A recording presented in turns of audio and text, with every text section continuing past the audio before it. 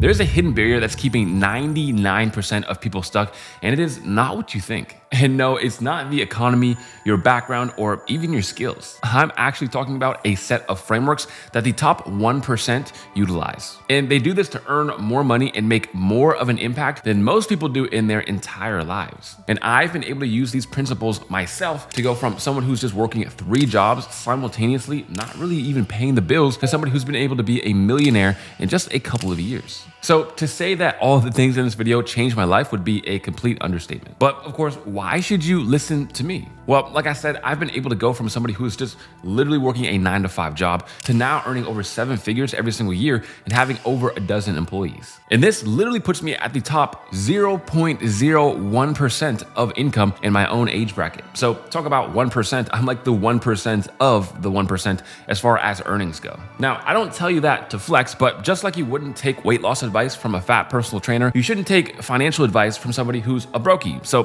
that's why it's important. And the first secret of the top 1% is that they don't use trial and error, they ideate and iterate. See, most beginners get stuck in this cycle of random experimentation. And being stuck in trial and error essentially feels like being blindfolded and trying to go through a maze. You're just constantly bumping into walls instead of actually building off of what you know already works. And you do this while watching your time, your money, and your confidence just chip away every single day. And that's exactly why I instead tell people to ideate and iterate. Because think of it this way, with just trial and error, you're essentially trying to brute force your way through success. And eventually you get tired of just hitting your head on the same wall over and over and over again. The entrepreneurial flame inside of you starts to die out. And then you just start thinking, you know what, this actually isn't for me because I'm not reaching any success or even progress here. But there's 2 main parts of ideating and iterating. Ideating means coming up with a complete plan before you actually just start, whereas most people just start with whatever advice they get online without an actual clear set of action steps. And then finally, when they iterate,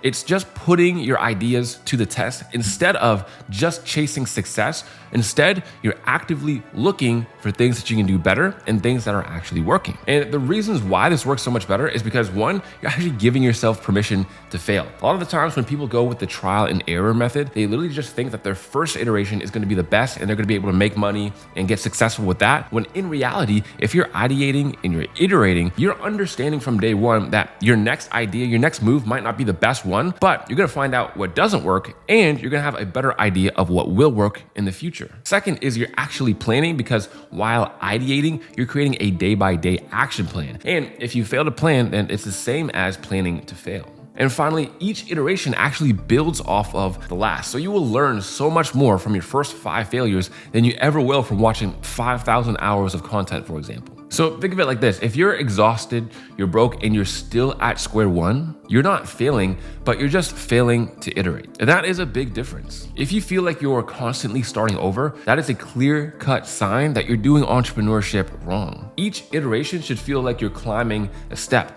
not just falling back to square one. The second thing that the top 1% understand that the 99% don't is that following your passion is completely useless. In fact, it's backwards. See, when I started my journey, I absolutely loved woodworking, hence me being a carpenter and working with wood every single day. But I quickly learned that this skill wasn't going to make me a millionaire or make me the amount of money that I wanted to make. Could it possibly? Yeah, sure, maybe. But at the end of the day, it was not the number one thing, the number one opportunity that was going to get me to where I wanted to go. And this is where most people get it wrong, because following your passion is the feel-good advice. But the truth is, you need to start with opportunity and not passion. And now the funniest thing is that I'm making money with the thing that I was worse at, my least passionate and skillful thing. I literally almost failed English in high school, and now I'm a copywriter. So if you don't know what that is, basically I write the marketing for businesses, and that's how I was able to make my first business as becoming a copywriter. And what I learned is that while passion might fill your heart,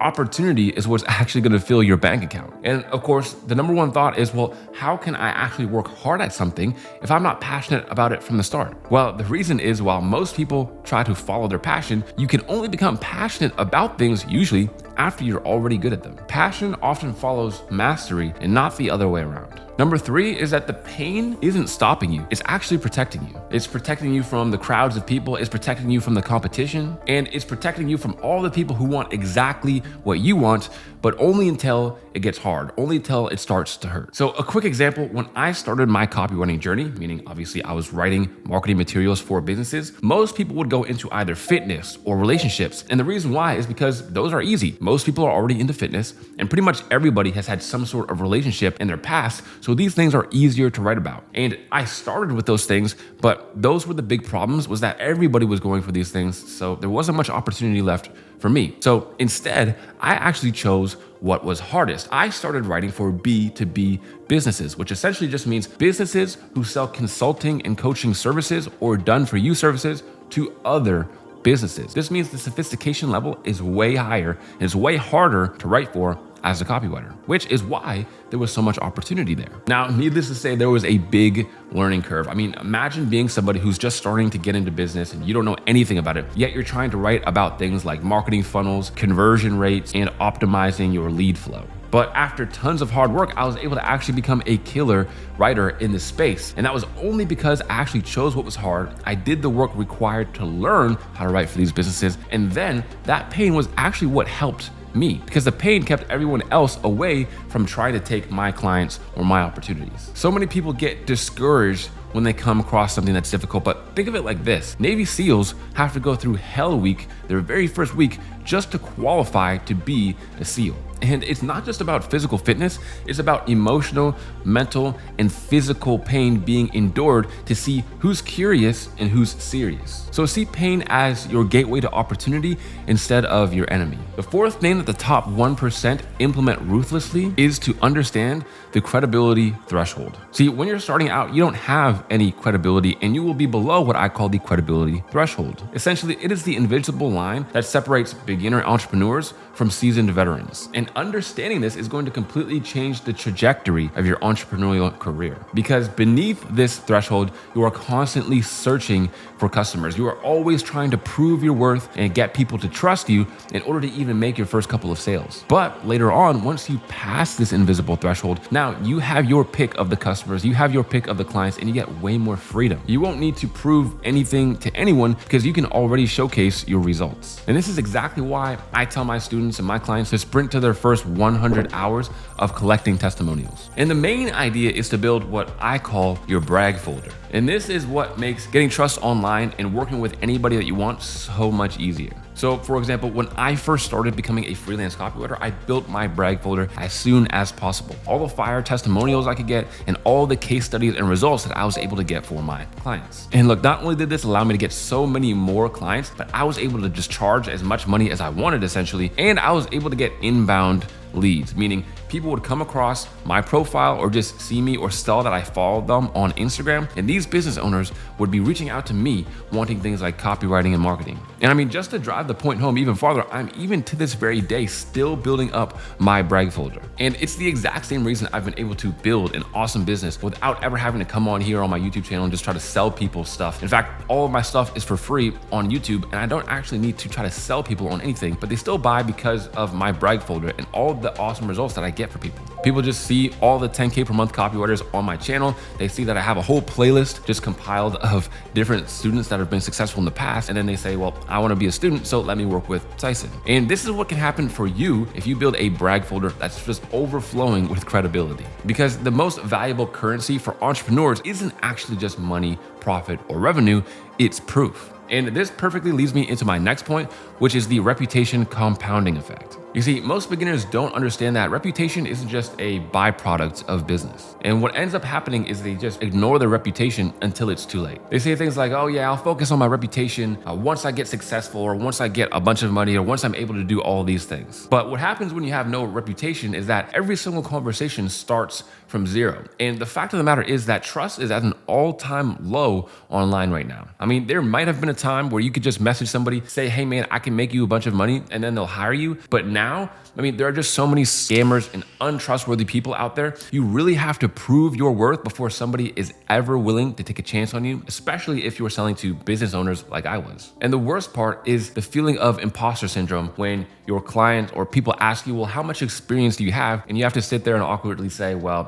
I'm just getting started and I haven't had any clients yet and I don't really have any experience. So to overcome not having any reputation, here are the 3 very quick and simple things that you can do. 1 is to make free value for people so that you can build up your reps, build up your skill, and actually possibly get clients as well. 2, you can screenshot and save every single win. So every single case study you have, every single testimonial. And again, you need to put these all on your brag folder. And then finally, you want to build a profile on an online platform like Instagram, for example, that shows your wins, shows what you know, and of course, shows your skills. And of course, if you want even more proof on just how powerful this concept is, this is everything that I've built my own business off of. So for example, I have 2 huge communities of 60,000 people each on School and on Discord, which are completely free for people to join. I built a free 4-hour copywriting course that's now sitting at over 2 million views. And I've also built a free 8-hour copywriting course. And I'm also gonna be launching a free 16-hour course on how to become an online millionaire. So as you can see, I literally just put out so much free value because not only does it just get views, but it also just gets people's trust as well and solidifies me as someone with a reputation for giving out free value and asking nothing in return.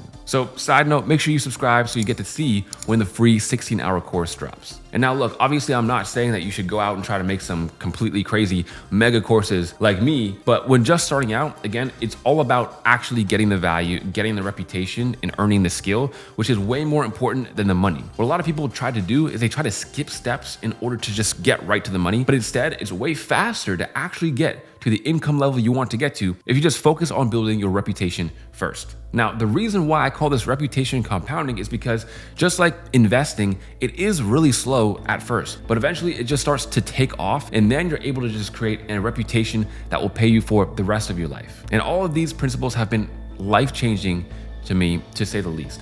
And I'm very confident without all of them, I would still probably be working a 9-to-5 job somewhere. So make sure you use these principles to your advantage. And of course, I'll see you guys on the next one.